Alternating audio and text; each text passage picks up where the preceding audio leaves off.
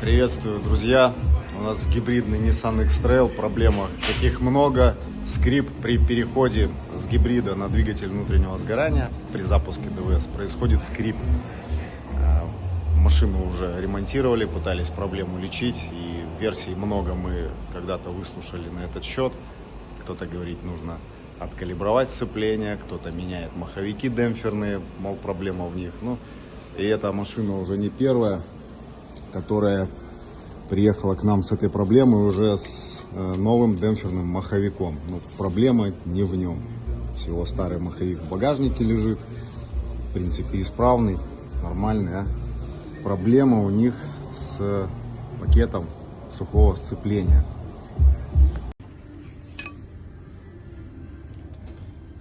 По дискам видно, что они перегреты.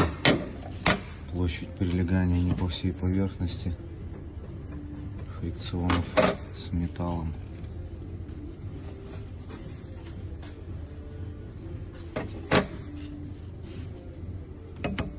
Видно по фрикциону.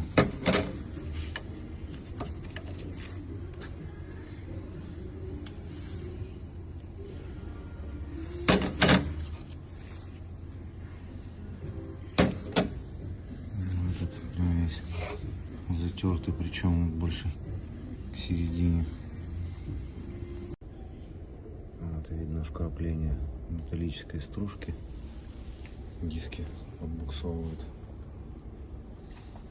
Также